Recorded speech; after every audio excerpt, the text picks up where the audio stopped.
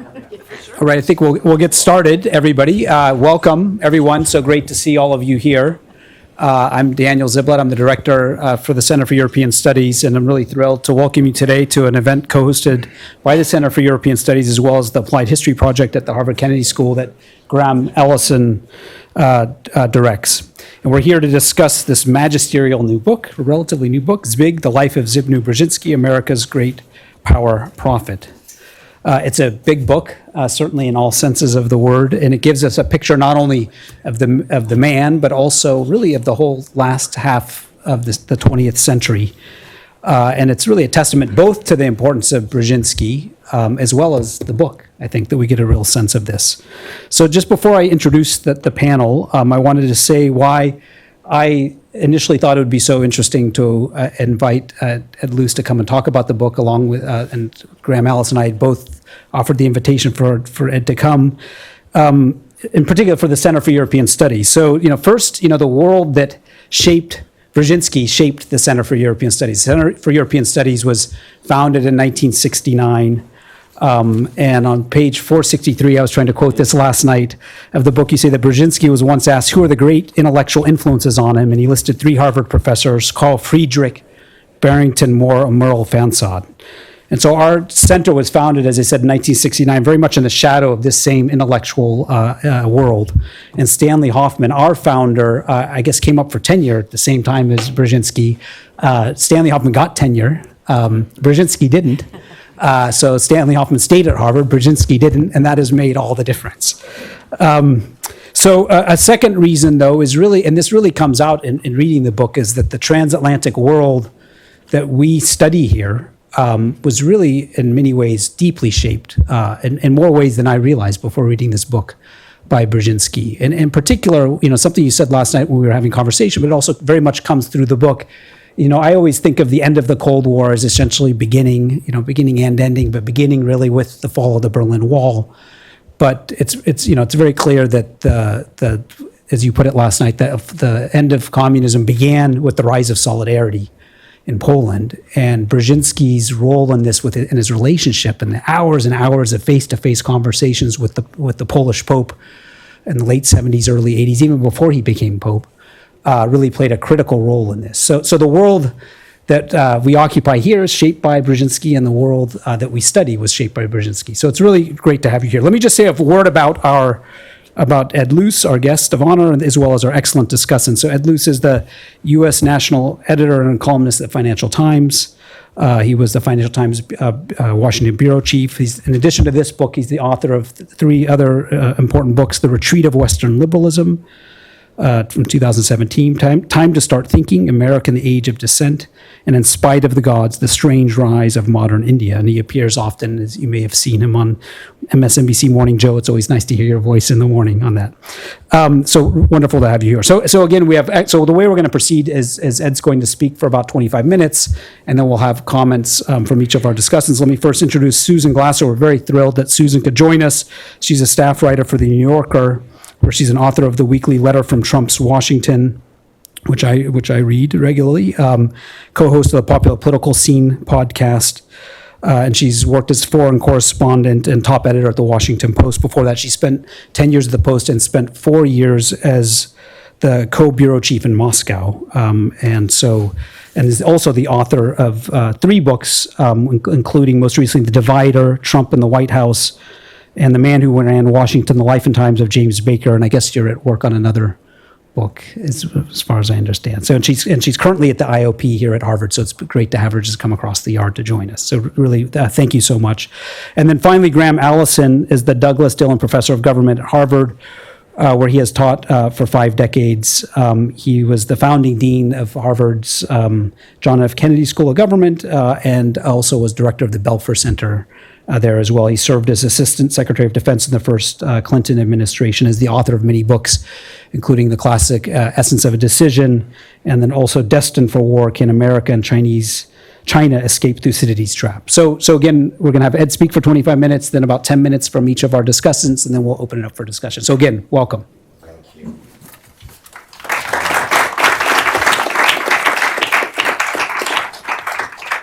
Thank you, Daniel. I'm really impressed you watch Morning Joe, by the way. I mean, Susan knows this. The median age, I think, of the average age of the Morning Joe viewer is something like 72. This is what you are not. You are not 72. But Jeff Goldberg has this great joke that if he sees an old lady approach him at the airport, he knows what she's going to say. My mother really enjoys your show. It's a real honor to be, to be speaking here, having Dan as the moderator, Graham and Susan as the respondents. I could get used to this. This is a wonderful thing. So thank you. It's also great that I'm doing this at Harvard. I haven't actually spoken about this book at Harvard before, but as Dan mentioned, Harvard was absolutely a critical, formative staging post in Brzezinski's life, and forms a reasonably big chunk of his biography. He came from Canada, a stateless Pole in Canada who was studying at McGill, and he had his eyes set on Harvard. He got offered to do his PhD at Chicago, Duke, many places, Berkeley. Had no interest in any of them. It was Harvard or nothing, and it was going to be, well, not Harvard, it was Harvard or McGill. He would then stay. Managed finally to wrangle getting into Harvard and arrives September 1950, age 22, on a Greyhound bus from Montreal to Boston with $20 in his pocket. And from there, he sees this becoming an academic luminary as a staging post. On the way to, first of all, New York, and then to Washington. It's kind of a sort of down the East Coast Greyhound journey, his biography. So I want to, because this is a very nicely framed talk, and I'm going to keep my eye on the time because I do tend to speak quite a lot about Brzezinski. I want to actually take the title of this literally and try and apply strategic lessons from his biography that maybe we can talk about in today's context later on. And the first, I think, is that to be a strategist, it's really obvious this, but you have to have purpose. There needs to be strategy without an end goal is futile. And Brzezinski did not lack for purpose, I think is probably the understatement of the day. He was born in 1928 in Warsaw, at the midpoint between this brief sort of flowering of the Second Republic of Poland, which was created 9 years before he was born at the Treaty of Versailles. It was Woodrow Wilson's 13th point of the 14 points. And so 11 years later, when he was 11, this Second Republic dies. Of course, that's the beginning of the Second World War. And he's by this stage, because his dad, a Polish diplomat, was very savvy and knew how to read the winds of history, and Poland's geographical destiny, being in between Germany and Russia, had moved across the Atlantic in 1938 to Montreal, where he got a posting, really a demotion, but an extremely smart move given the historical context. He became Polish consul general in Montreal. And from there, in Canada, Brzezinski watched the destruction of the streets that he'd grown up in, the sort of inferno that consumed Warsaw in the first few weeks of the Second World War. And he kept these diaries, which I got translated. He was only 11, 12, very precocious diaries, which were, not your average preoccupation of an 11, 12-year-old, that were just chronicling in detail everything that was happening across the Atlantic, from this sort of relative Elysium of Montreal, the upper reaches of Westmount. And he gets to McGill, and this is where it's really unusual. One second. It's really unusual in the life of any significant person that you get aged 21, 22, his master's thesis at McGill, laying out basically the microcosm, the kernel of what the rest of his life will be, or her life will be. It's for a significant figure. I challenge you to think of too many. There are some, but I challenge you to think of too many, who lay it all out at such a young age and with such clarity. And this master's thesis was called, it was about 150 pages, and it was called Russo-Soviet Nationalism. And Russo-Soviet nationalism was basically his strong rebuke to dominant Sovietology. We had, of course, this is early Cold War. We had, of course, George Kennan's containment doctrine and the Kennan containment doctrine, which Brzezinski was a great admirer of, only took you so far. It was about containing the Soviet bloc, preventing the Eastern bloc's move westwards. And he said that's all very well, but we should be looking beyond simply containment to what is it that happens the other side of the Iron Curtain? What can we do? And here his Polishness, which I sort of think of and I think describe as a sense of amputated, wounded Polishness, and clearly a Russophobia that sort of came with his mother's milk. Here that sort of provided a great insight that other Sovietologists maybe didn't have, particularly sort of Anglophone-born ones on this side of the Atlantic, which was that he identified the Soviet Union's Achilles heel. That Achilles heel is its nationalities. Not just the captive nation, the satellite states, Poland, Hungary, etc., Czechoslovakia, but the republics within the USSR. And he went through, it's a very detailed thesis in which he goes through what, after the fight against the White Russians had ended around about 1930, against the sort of old imperialists had finished, it then turns to the republics. And you have agricultural collectivization, but you also have vast population transfers from places like Ukraine, Georgia, all of the republics really. But you don't have any such transfers from Russia. You do have extraordinary suffering and death, but you don't have the Russification of Russia because it's already Russian. You do have the Russification of education, of leadership, of politics in each of these republics. And he chronicles it quite empirically and says this is an Achilles heel because the Georgians, the Tajiks, etc., do not feel like they're Soviet citizens. There's no such language as Soviet. Who speaks Soviet?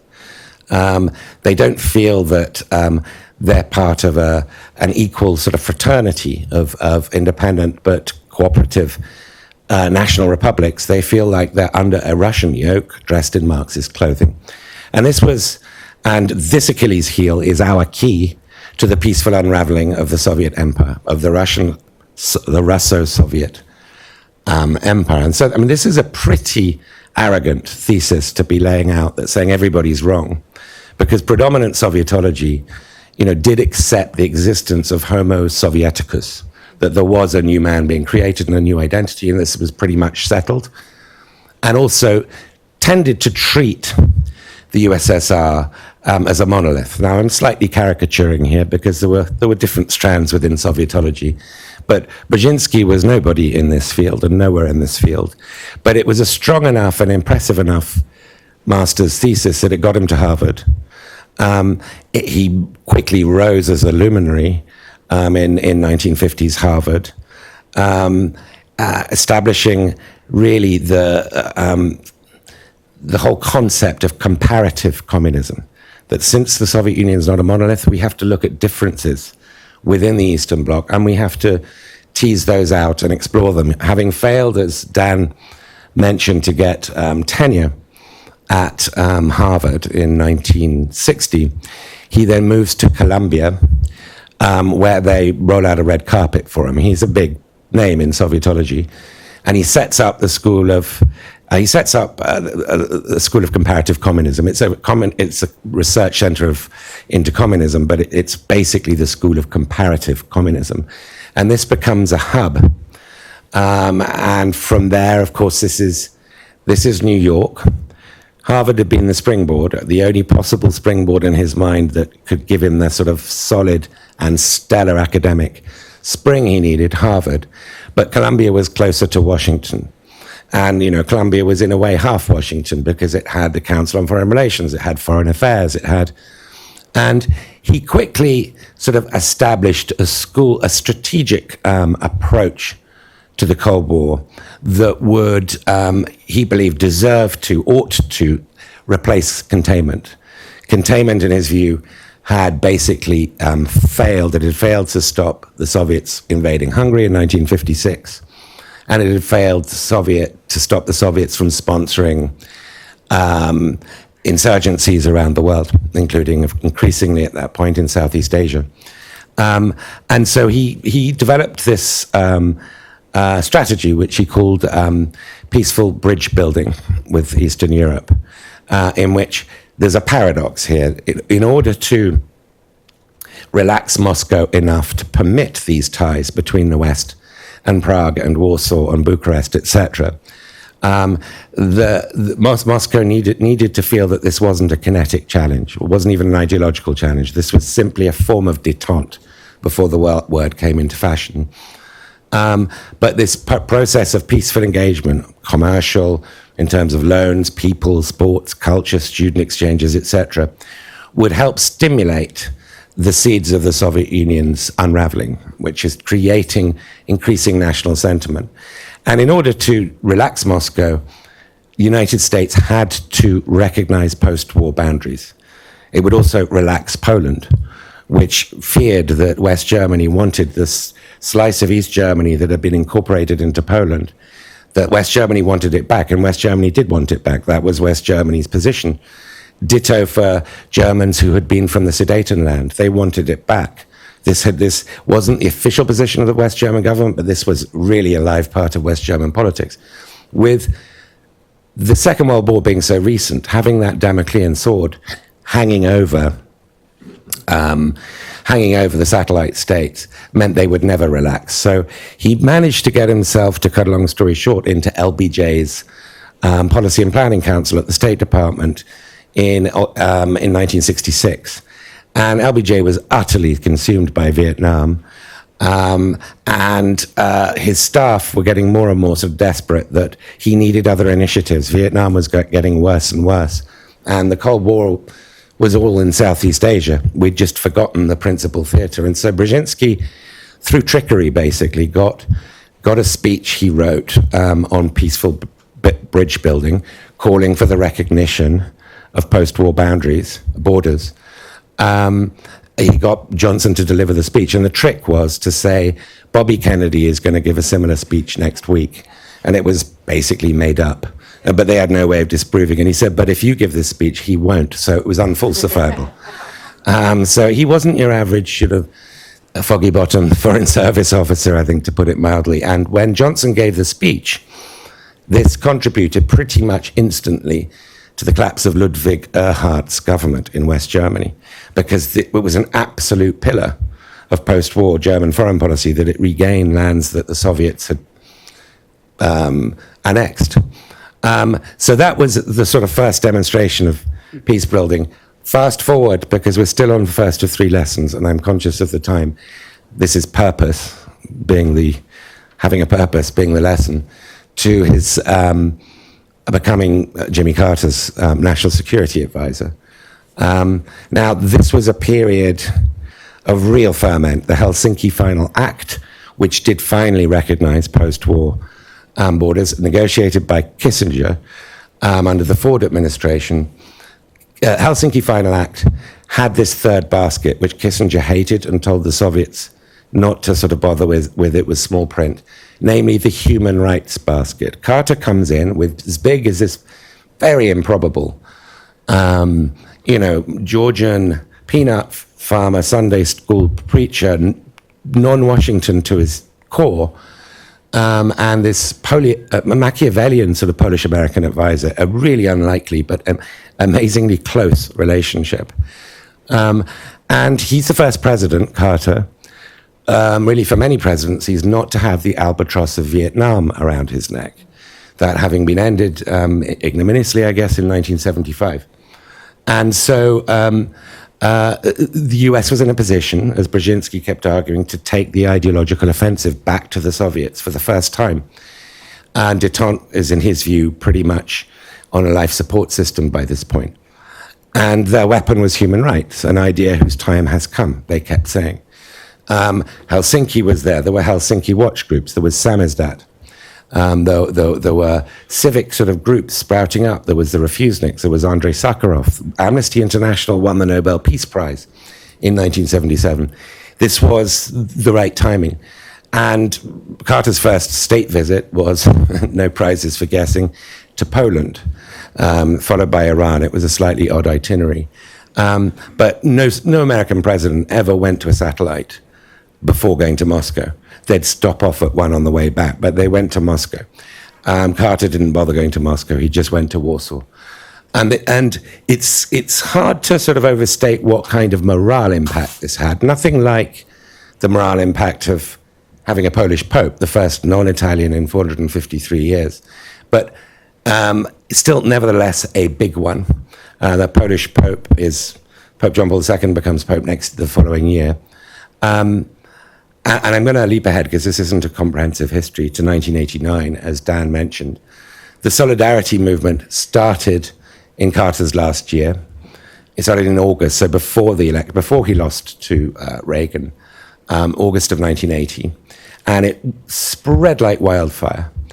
And it was a real conundrum to Moscow and to Warsaw that you have a workers' movement, which is unnecessary because they're living in the workers' society. But not only is it a workers' movement, it's got the Pope as its icon. It's just weird. It's a religious, that the workers are not, I mean, it just did not compute with, Politburo orthodoxy. And it spread to 10 million people, which was, Poland had a population, I think, 35 million. A lethal threat, it was a dagger aimed at its ideological heart. And Brzezinski was in the thick of it, of course, talking to Lech Walesa, the leader, and talking to the Pope, then creating the conditions where the Soviets realized invading would be more expensive than not invading. It was called the porcupine strategy, that this country is indigestible. It's not like Prague in 1968 or Budapest in 56, which is chiefly students and intellectuals. This is workers, the church, students and intellectuals, but also potentially some false sort of propaganda there, sections of the Polish military. So Brezhnev was persuaded not to invade. 9 years later, nevertheless, it's there, it's still strong. Poland's pretty much bankrupt. Jaruzelski, the Polish leader, concedes elections, and they sweep the elections. And on June the 4th, 1989, and of course, June the 4th, 1989 is better known as the Tiananmen Square massacre, but it's a very significant date because it's also, I believe, that's when the Soviet Union ends, when Gorbachev and Jaruzelski agree, look, they got 99 out of 100 seats. We thought they were going to get maybe 50 and we'd give them a couple of ministries, let them form the government. That's when it ends. The Berlin Wall falls 5 months later. And this really is an apotheosis of what Brzezinski had laid out as his purpose in that master's thesis at McGill. So purpose is, without purpose, there's no point in having a strategy. It's strategic. I guess that's kind of obvious. The second of three is you need a rival, you need competition, you need a sparring partner.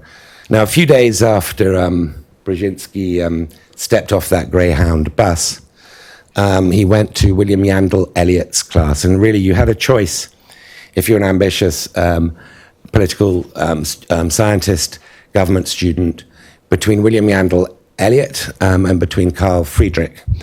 And Brzezinski decided a few minutes into Elliott's lecture, where he'd gone to sort of weigh up which of them to choose as his professor, and Elliott had to leave, and he had a young research graduate teaching assistant come in and fill in for him, and he was this young German chap, and Brzezinski really didn't like what he had to say. He found it lugubrious and heavy and Germanic and Spenglerian, and so he walked out and chose Carl Friedrich, and that was just one of these wonderful little things that, form a biography. In fact, there's a sort of even more poetic brushing between these two rivals, because Kissinger turned up on the New World shores in August 1938, a few weeks before Munich, and Brzezinski a few weeks after Munich. So it's like they crossed the Atlantic and saved their skins, or their parents did, at the same time. They were not rivals at Harvard. Kissinger did not beat Brzezinski to that tenureship. But Brzezinski didn't get a tenureship. I mean, I don't think Hoffman beat him either. Just Brzezinski, there was a rationing and there wasn't one available. And in a huff, Brzezinski moved to Columbia and didn't look back. He went with Samuel Huntington, by the way, who also suffered from the rationing, didn't get tenureship. But the rivalry with Kissinger, they're different fields. Kissinger's not a Sovietologist. He's really a diplomatic historian who's then sort of branching out into things like nuclear theory. So he's an incredibly supple brain, but they don't really clash, Brzezinski and Kissinger, until the 60s begins to wear on. Kissinger, essentially, having made his name with the world, restored his study of Congress of Vienna, how the Napoleonic Wars ended, and what went into creating the system of legitimacy and stability that kept the peace for the next 100 years, till 1914. That was Kissinger's sort of great Metternich, Castlereagh, etc. He was interested in big powers. Brzezinski, Achilles' heel, is interested in small powers. And so they just had sort of different worldviews, but they didn't clash until Nixon made Kissinger his national security advisor, at which point, in December 1968, at which point, and his plenipotentiary one, it was quite clear that he would be top dog. And at that point, Brzezinski realizes that somebody who's foreign-born, still has a foreign accent, can make his way as a naturalized American to the highest possible level that you can as a foreign-born. And then their rivalry starts becoming quite kinetic. But there is a very clear, coherent distinction and competition between their two rivalrous approaches to the Cold War. Kissinger's is détente, and it's based on the idea that the Soviet Union is not going anywhere anytime soon. It is a permanent feature of the landscape, and in this age of nuclear terror, of nuclear shadow, we must do what we can to stabilize relations between the two. There can still be competition, but it must be constrained for the sake of humanity. And Kissinger, I think, given his family history, had an understandable, the rest of whom stayed behind and died in the Holocaust, had an understandable fidelity to the goal of order. He was asked, if you had to choose between order and justice, which would you choose? He said order every time. Brzezinski was never quite posed that same question, but Brzezinski would undoubtedly have chosen justice. It was a very, very different. And so as the Cold War as the 70s wore on and détente became a lower and lower return endeavor, Brzezinski, becomes a more and more trenchant critic of détente. And what Carter represented and what Carter did whilst in office, I think he's a little bit unfairly typecast by history as a failure. He really sort of put in place the predicates of Reaganism. He restored the 40% real cut in defense spending that had happened in the previous 8 years. He launched a new nuclear modernization program. And he sort of changed the direction, and Reagan inherited this. Kissinger was a pessimist, that word Spenglerian always attached to him, because he believed the Soviet Union was catching up. It was a sort of post-Sputnik sensibility he had, catching up and overtaking. Brzezinski was the optimist. He believed the Soviet Union was inevitably declining. He'd been on many trips there. He wasn't an economist. He was very bad at economics. But he could see with his own eyes the lifelessness, the sort of dullness, the lack of innovation. And this phrase about the principle that he used, about the principle for promotion, to get ahead in the Soviet system, it was by reverse natural selection. The less innovative you were. So he felt that it was a matter of time before this gerontocracy, this ossified system, was left in the dust by the United States. And technologically, in every area except nuclear weapons, that indeed was what was happening. Nuclear weapons, the Soviet Union had caught up. So I think I mentioned last night when we were at dinner, but Isaiah Berlin, the philosopher, political philosopher, had this hedgehog and fox thing. And it was about Tolstoy that he wrote this famous essay, but it was sort of adapted in Britain to mean Churchill, because Churchill was the hedgehog in this adaptation. Namely, he got everything wrong. He got the First World War military tactics wrong. He got Ireland wrong. He got India wrong. He got the gold standard wrong. But he got the one big thing right, that most of the foxes who were right on those other things got wrong. The foxes were with Chamberlain in Munich. And if you just look at Brzezinski versus Kissinger on the Cold War, on Cold War alone, I think Brzezinski's the hedgehog, and Kissinger is the fox. But Kissinger, of course, was an incredibly skilled fox. And Brzezinski really wasn't that skilled. He was not a diplomat. Both, even though this was a frenemyship, both strengthened each other in this big strategic battle that they had in the late Cold War. The third area is, and this is sort of kind of obvious again, is relentless, unquenchable curiosity for all things relevant to strategy, and most things are not to be siloed. I used to go and see Brzezinski, as I think Susan did, and I know Graham knew him, and I'm sure you did, Dan, but I used to go and see him as a journalist at his CSIS offices, and he was well into his sort of mid-late 80s. I remember him saying he had this pile of things to read and stuff being printed out. He just had so much to read, to keep up with. There was no real decline in his curiosity or appetite to consume. Reading stuff about Burkina Faso, I remember thinking, my God, you're reading about Burkina Faso. And this curiosity, I think, was something, if you have purpose without curiosity, you're destined for dogma and inflexibility. If you have curiosity without purpose, it's kind of aimless, it's pointless. And I think what it leads to is an ability to reappraise the facts. So the Cold War ends. He goes from being an optimist to being a pessimist very, very quickly at a time when optimism was all the rage in Washington and across the West, given the circumstances of the end of the Cold War.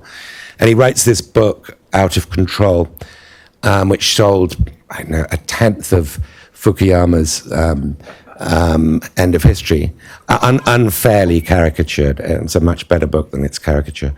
And what it said was the perceived losers of this Cold War are going to basically coalesce in what he called an axis of the aggrieved. And that axis of the aggrieved, you know, we saw in Tianjin in early September in China. We saw them on Red Square in May. His optimism translating into his pessimism became quite, and this is why Prophet is in the subtitle, became quite prescient, and I think was ignored. But I think is an absolutely sort of key factor that purpose changed when the Cold War changed. And his curiosity took him to different places. I'll end with an anecdote, which is that Kissinger very kindly gave me tons of his time. He was solicitous about this biography of his frenemy. And, you know, so Brzezinski died in May 2017, and Kissinger died, and I started doing this. I didn't know I was going to do this when Brzezinski was alive. I started doing this during COVID. And Kissinger died in November 2023, aged 100. And it was, you know, amazing to be able to sort of download his brain on this and fact check. But he was very talkative. And I said, so where would you rank Brzezinski in terms of Cold War strategists? And he said, he was definitely in the top 2.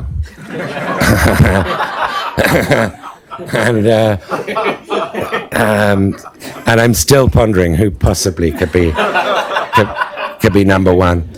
But he then went on to say, and I'll close with this, he went on to say that they had something in common in spite of their rivalry. And what they had in common was a sense of the tragic, given the sort of a provenance of why they'd crossed the Atlantic and the conditions, the bloodlands of interwar Europe. And that although there are Americans like George Kennan, like Dean Acheson, who also have the sense of that there is no perfect solution. There is no formula that ends history or that sort of ends great power competition. It came more naturally because of life circumstances to him and Brzezinski. And so that would, I guess, be my sort of fourth very amateurish lesson, which is no matter how good the Brzezinskis and Kissingers and others are in terms of being top of their class, being luminaries, being the best scholars of their field, they're not magicians. They are dealing with the crooked timber of humanity. And statesmanship, like politics, is the art of the possible, not the impossible. So realism, I think, would be the fourth lesson. But these are sort of just throwing them out there, and I've gone on too long. I'm sorry.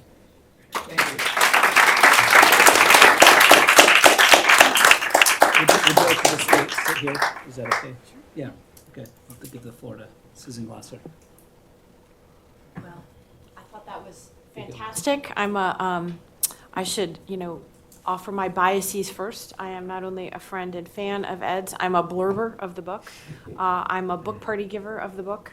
I am here for the promotion of this book. But there's a reason too, and I'm going to be very, very brief today, but it goes to Ed's third point in particular. It's interesting because I'm working on a project now that is sort of, in some ways, the next chapter of the story. You've given us, I think, a masterful recounting of the kind of debates and the intellectual territory and soil of Brzezinski in this sort of mid to late Cold War period, where it's clear that the initial insight of containment, has taken us to a certain point, but it needs to be replenished, right? There's what do we do now, right? Okay, great. We can't just sit here and ignore them until time freezes over, and into that relative void comes Brzezinski. But to me, it's a lesson that you really, I think, framed just right about listening not only to the dominant themes in our sort of intellectual discourse, but also, what are the less dominant themes? And it's definitely a very, very strong argument for ground truth. And so I want to flash forward to the post-Cold War part of Zbig's career. You mentioned, this very prescient book that he had come out. And that was one thing that I learned from the biography that I hadn't fully understood. It wasn't something that I was checked into, in part because the dominant narrative, this was right when I graduated from Harvard. In fact, I was a senior here in November of 1989 when the wall fell. And we really kind of believed it, that history was over. Ed and I are the same, the sort of same year in university. And I think that it took us all a while to check back in.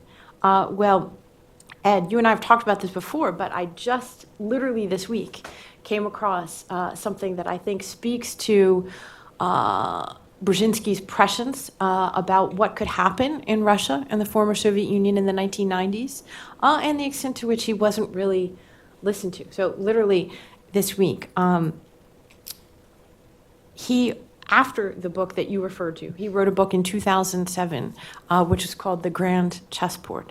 Also a best-selling book, actually, but not one that probably most of you have heard of. Certainly it wasn't one that I had heard of.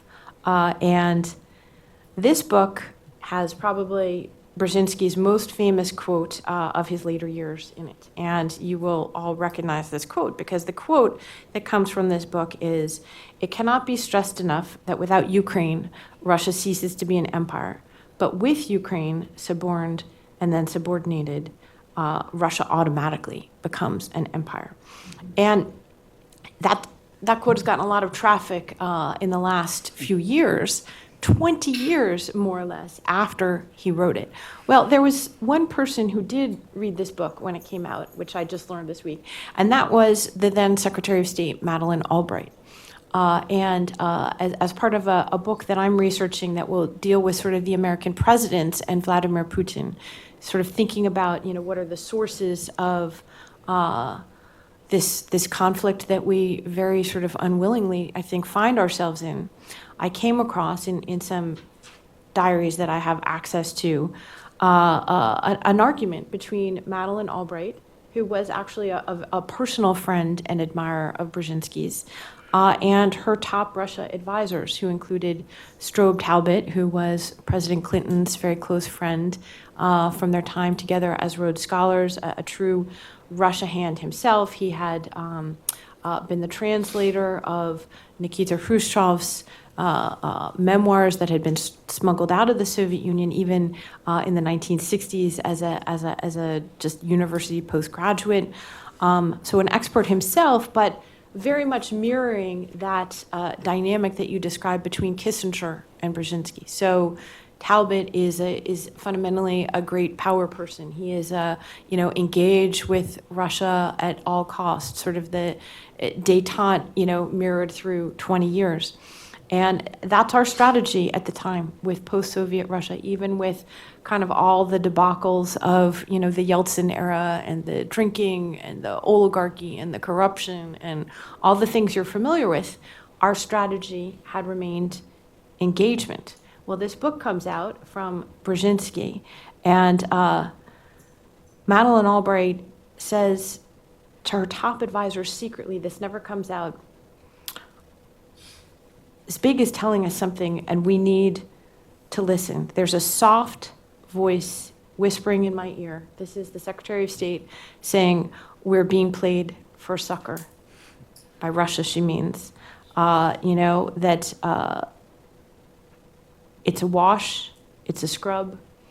Our policy is wrong, and we need to reevaluate what we're doing with Russia because it's not going to work out. And that was the takeaway that she took from Zbig's book. And, I can go on. There are more examples of this. She was not the winner of this internal debate, either with her own staff or with the Clinton White House, which really actually determined policy. And that's the final thing I'll leave you with, because it's fascinating to me coming from Washington for a brief interlude. What is the role that ideas and strategies play in our national security policy? In the end, it's actually about politics. And if you study whether it's the Clinton administration or any of the presidencies that followed it, it's almost inconceivable, first of all, that you could have people like Henry Kissinger or Zbig Brzezinski actually playing the roles that they played in the Cold War, first of all. And second of all, the connection between the ideas and the politics in that fight, the politics always win. And that is going to be even more true going forward when you look at the hyper politicization of our era. But, Zbig and actually Madeleine Albright were often dismissed at times. They knew too much, you could argue, but they were from small countries that didn't matter. Madeleine in her fights with Strobe Talbot, she would say, well, I'm just a Czech who speaks Russian with a Czech accent, and you speak Czech with a Russian accent. And in the end, it's a great power world. It's a big country world. And yet I will say that having served 4 years in Moscow and in the former Soviet Union, the reality that I saw was much, much closer to the world that Brzezinski had described. I didn't learn that here at Harvard. If anything, I came very unprepared, I would say, to that. And I learned when living in Russia, even a decade after the fall of the Soviet Union, the first principle, which is always look down when you're walking up the stairs going into a building, because if you don't, you're going to fall on your face and kill yourself. And the reason is because the stairs, they're not built right. The country was falling apart, and the reason is, and ultimately that's what happened, it fell apart, and he knew it. And a lot of really smart people in Washington didn't. Thank you.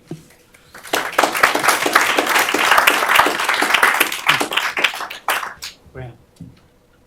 So thank you very much. It's an honor to be part of this discussion. And this is my copy of the book, not his, that I'm shamelessly advertising because it's an extremely good read, particularly for folks at Harvard. It's charming. I hope in walking over for a non-Harvard to have penetrated the culture, in particular the academic culture of the time, so well is fascinating. I lived through much of this period and knew many of the characters involved. I would say your eye for the kind of the hidden clues is brilliant. And over you see from the traumatic experience, first the coming to Harvard, which was like he had come to where knowledge was. And that was his biggest accomplishment. And then lo and behold, staying at Harvard, which was his biggest ambition, which he failed. And that was a trauma that he never got over, never. Then the rivalry with Henry, in which he had seen McGeorge Bundy, who had been the dean of the Faculty of Arts and Sciences, become Kennedy's national security advisor. But of course, McGeorge Bundy was a Brahmin from the establishment. The idea that a foreigner might do something like this was just inconceivable to him until Henry. And then once Henry, he was fixed on another. And Ed tells the story. If you haven't read the book, there's a lot to read. But I'm very glad with Dan to be co-chairing this today, which is part of the Applied History venture at the Belfer Center, as well as the work of the Center for European Studies. And the Applied History venture at the Kennedy School is one node of a national or international network of people trying to do, quote, applied history. Applied history is defined in the so-called manifesto by Neil Ferguson and myself a decade ago as the, quote, explicit attempt to illuminate current challenges and choices by reasoning from the historical past, looking at precedents, analogs, lessons, and otherwise. And this makes some historians uncomfortable, but fortunately, Charlie Meyer gives us a pass as being at least legitimate or fair. So I say very proudly that applied history is derivative. So there's mainstream history, which is wonderful for what it is, but in the same way or analogously, that engineering is derivative of physics, or medicine is derivative of biology. It's a thing in itself, but it's an important thing. Engineering actually is pretty important, and medicine is pretty important, though it's drawing on the fundamentals of history, and biographies like this are just gold mines for applied historians, and even Ed doing what he does, practices applied history in his columns and otherwise, where you're trying to say, well, we've got a problem today, what is it? How do we characterize it? If we're trying to think about our choices, where do we get them in you? How do we make judgments about the various alternatives? So I want to take my remaining 4 minutes or 5 to try to pose 2 or 3 comments from the effort that would present questions for you doing applied history. So, and one of the tools in the applied historian's toolbox is called WWXD. So most people in Cambridge, being a secular community, wouldn't know, but in evangelical communities, there's a little badge that you can wear, and it says WWJD, which is what would Jesus do? You got a problem, you think, well, what would Jesus do? Okay. So applied historian asks, what would Z do? So what would Spig do? And one of the issues Susan already raised, and I'll raise the other one. So the first is, what would Spig do thinking about America's role in the world today? So if I look at his, you mentioned his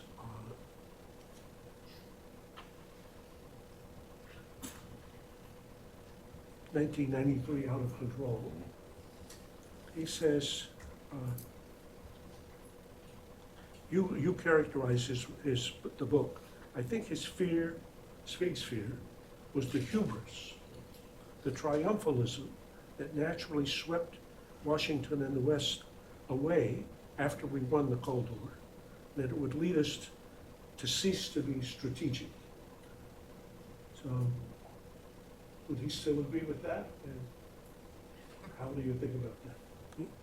The second question Susan mentioned as well on the axis of the aggrieved. This was an issue that Spig came to, he had thought of the idea earlier, but he became preoccupied with it in the last couple of years of his life. And I talked to him many times about it and even wrote about it after. So in his grand chessboard in 97, he begins the idea. He says, quote, in any hegemonic alliance, China would be the linchpin. It would be the strongest, the most dynamic, and thus the leading component. Such a coalition could only emerge around a disaffected, frustrated, hostile China. And he concluded, therefore, that an American-Chinese strategic dialogue regarding the areas that both countries desire to be free of domination by other aspiring hegemons is imperative. So, does that have any applications today? And to push it a little further, if we think it, and this is in his 2016 book, but as I say, this was his last kind of chapter as he was thinking about where's the world and where's the US going. He says, quote, the US must be wary of the great danger that China and Russia could form a strategic alliance generated in part by their own internal political and ideological momentum, but even more so by poorly thought out policies of the United States. I mean, they're not aggrieved just because of natural conditions, they're aggrieved because somebody is causing them grief, okay? And as he says here, nothing is more dangerous to the United States than such a close connection. So again, thinking about the China challenge today, what would Spig say about the alliance of the aggrieved? Great, thank you. So let's, if you want to, I'd like to get some audience input, if that's, yes, could we go directly to the audience? So please raise your hand if you have questions, and I'll keep track. If you keep your hand up for a little bit, I'll keep track of who I see. And then, so we'll begin with Andrew O'Donoghue in the front. Introduce yourself if you could.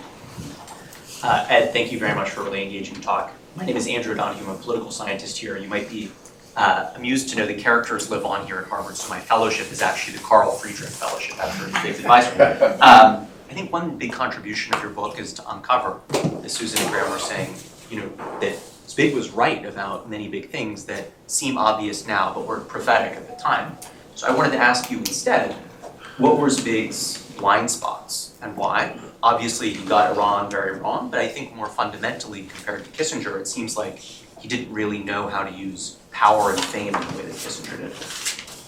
Maybe we can kind of collect two questions and then bring it back. Yes.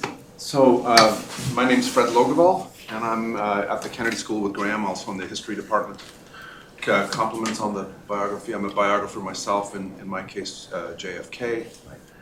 And so I'm always interested in reading how others do it, and it's a terrific book. And my question is actually about the genre, which is if you could offer a thought or two on what biography brings, and maybe a thought on what the limitations are. My own argument has been that there's actually a double payoff to a life and times biography.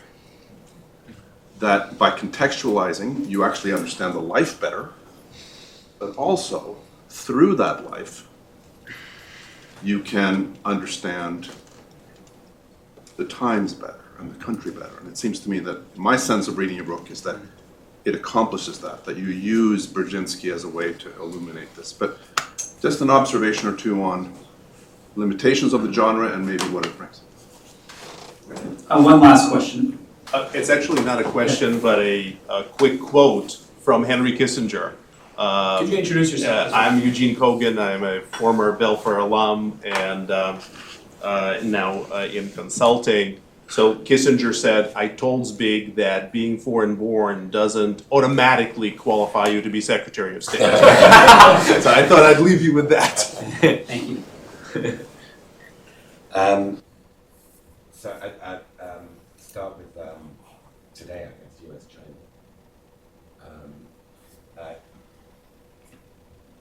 US-China. Because I mean, I loved your comments, Susan, but I'm not responding right to a question. So I agree with all your comments. So it would be futile to continue to agree. And thank you. That's just a fascinating. I wasn't aware of Madeleine Albright's The Other Foreign-Born. What she said about the grand chessboard and the timing of that, really fascinating. So for today, I mean, US-China, I mean, this axis of the aggrieved was, he made it clear that this time it would be China as the big brother and Russia as the little. And the fact that we're in a no-limits partnership does bring his worst forebodings to reality. That Russia and China are working. Now, I don't think he would be sort of falling for, shallow talk of doing a reverse Nixon or a reverse Kissinger. But I think I don't think Kissinger really elaborated on this in his last couple of years, the danger and the failure that this no-limits partnership represents for American foreign policy. But it would have been interesting to hear him as well, and what would he do if he were Secretary of State. And I think that at the very least, they would both be exploring ways of exploiting Russian neuralgia, latent Russian neuralgia about China, not to break Russia off China normalization style, not Cold War style, but to create some distance between China and Russia. And, it doesn't take much to go to any Central Asian capital. And look, that they're not called, Lenin Square anymore. They're called Deng Xiaoping Square and Xi Jinping Square and Jiang Zemin Square. And there is land hunger in China, and the maps in the Chinese Foreign Ministry have pre-1860, whatever it was, when the Tsars annexed so much of late imperial Chinese territory. Finally, that Russia is by far the biggest winner of global warming. All this frozen tundra is becoming arable land, and China has land hunger. There's a lot of material to play with there. And I suspect, being sort of artists as much as strategists, both Kissinger and Brzezinski would be playing with that material. In terms of, but thank you to you and Susan for really, really great comments.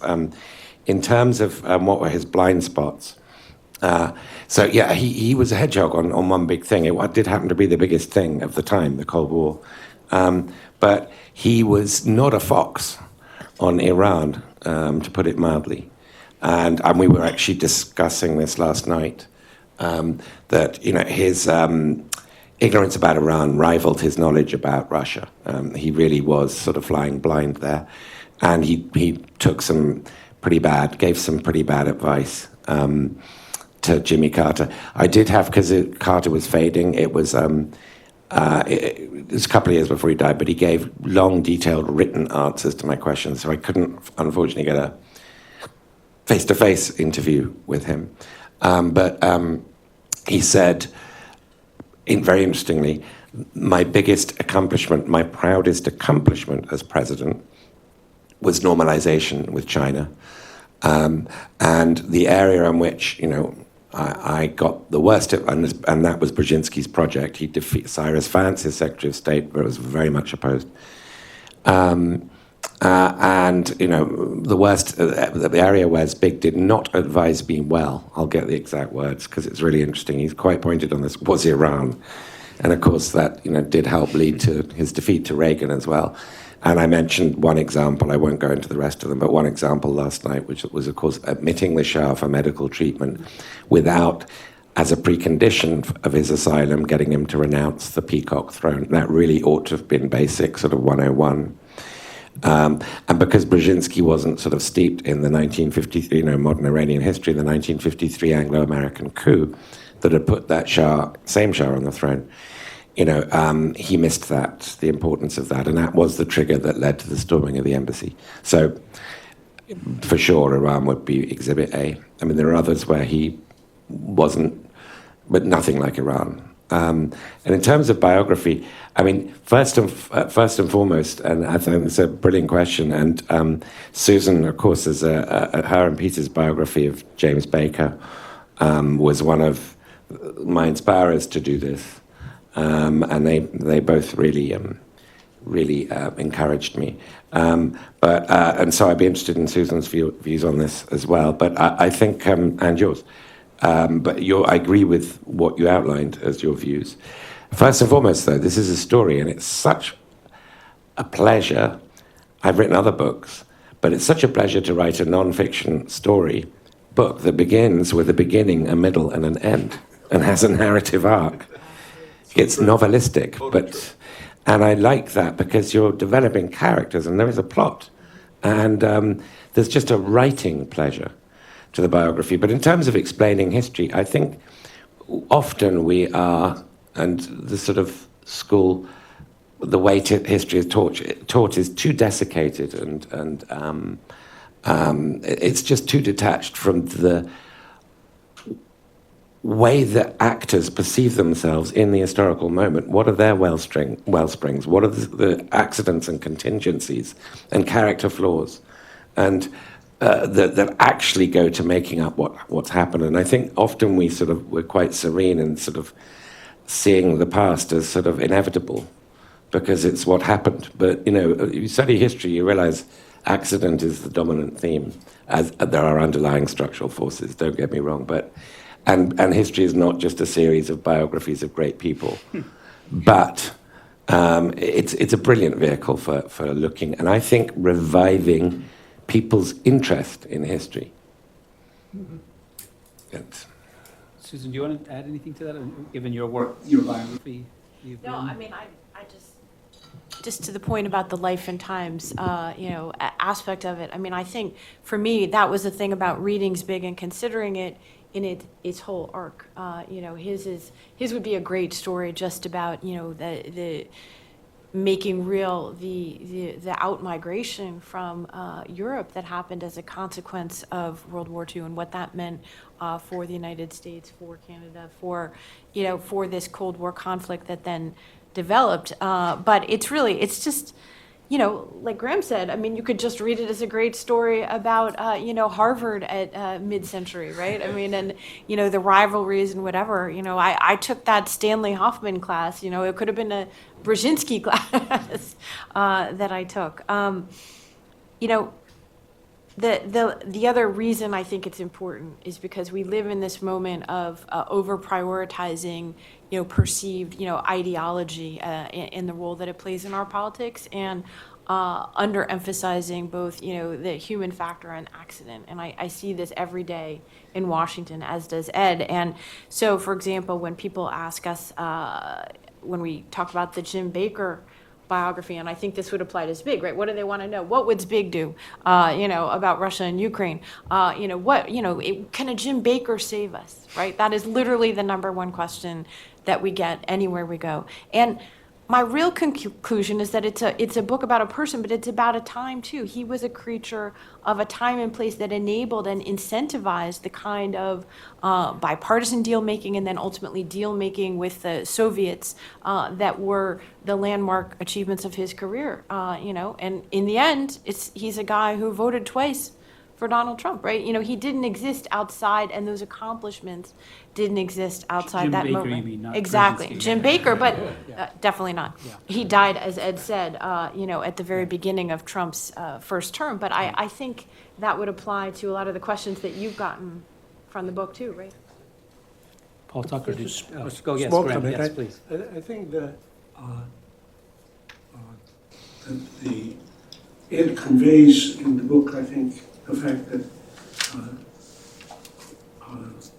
even the hedgehog-fox analogy is too simplistic for the complexity of the world. Spig remained an active, thinking mind, just as you said, and came to conclusions quite contrary to a simplistic reading of I reached my conclusion when I was 30 or 40, and I just stick to it. And the one that we were discussing last night, if you ask most people, what was Spig's view about how you would deal with Ukraine? And we had it's kind of shocking. He thought Finland would be the best possible option. Oh, wait a minute. does this look like the person who wants to unravel all of the nationalities to which he answers? No, this is a learning person who's appreciating all of the dimensions and complexities. That doesn't mean that his view was right, but it certainly means that it's not stereotypical. There was a couple other hands up. If you could, Paul Tucker, did you have your hand up? No. It was, Yes. thank you. Paul Tucker, Kennedy School. This was marvelous, thank you. It was picking up on what Graham raised, which was about China. But I wondered, developing that, I wondered whether he distinguished carefully between the party and the state. And in China or in the Soviet Union, as a sweeping generalization, I think some of the mistakes that have been made in policy towards Beijing since 1989, and I was, in American terms, the chief of staff when all of that was happening, was certainly in DC, not understanding that the party is not quite the same thing as the state. But it's a question, did he make a distinction? Was there an important distinction in the Soviet Union? Did he have views on the Chinese party versus state thing? So let's just collect the last question, then I think we're going to run out of time. Yes. Go ahead. I'm John Trumpor from the Center for Labor and a Just Economy at Harvard Law School. I wanted to ask about the Kissinger-Brzezinski relationship to this regard. It seemed like he would bristle Brzezinski sometimes when journalists would ask him to compare. Just very quickly, one interview I remember back in the 1970s, he was asked, you're very similar to Kissinger. You're both Eastern Europeans, you are Central Europeans, and you have the Rockefeller connection. And Brzezinski was angry because he said, I am a co-equal and partner with David Rockefeller. Henry was an employee of Malcolm. And I wondered if you could maybe talk about the Rockefellers and the rise of these two formidable figures. And we're just about out of time, so this can be your last. Okay. Yeah. I'll start with that and get to Paul's. Yes. I mean, somebody the other day, I wouldn't have used this analogy in the book, but somebody the other day said that that Brzezinski was Salieri to Kissinger's Mozart. And I think he knew a lot of people thought that, so he was quite testy. He was quite testy on that. I mean, technically he was correct about it. I mean, each of them, because they were scholar practitioners, they were career people. They were not WASP people who, the Atchisons and Harrimans who went into foreign policy as a sort of gentleman's duty, as a second, third career. They were about that and nothing else. And so each, a bit like, artists with the Medicis, each of them needed a Rockefeller. Kissinger had Nelson, for whom he worked. Brzezinski did not work or get donations from David Rockefeller, but he persuaded him to be the underwriter, sponsor, and the front of the Trilateral Commission, which he set up as a rival to Bilderberg, where Kissinger had a lot of, star power. So, I mean, it was a very rivalrous frenemyship, this. The party and the state, in the Soviet Union, he did a lot of work. I mean, he was very, very detailed about the plumbing of how it worked. And, I mean, not all of it was about how the state was essentially an instrument of Russification as well as ideological control, but a lot of it was about that. And on China, his focus was, I think his best non-academic book, his best academic book is Soviet Bloc Unity and Conflict, which became a sort of standard book. But the best non-academic book I think he wrote in terms of clarity and prose was The Grand Failure, which came out in 1988, and it was essentially a funeral for communism, why communism had failed. But he has a major exception in there, which is China is not included in this. We're just talking about Western communism. We're not talking about Eastern communism.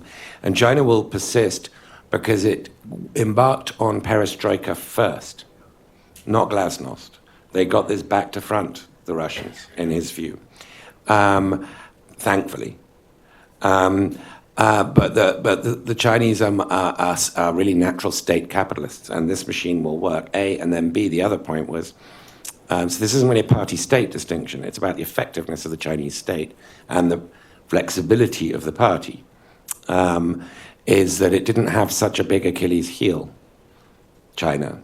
There are Uyghurs and Tibetans and stuff, but they make up, who do not want to be under the Chinese yoke, but they make up less than a tenth collectively of China's population, and China is roughly inhabiting something approximating its historic boundaries. And therefore, China, he said in that book, will go on as a one-party state well into the 21st century.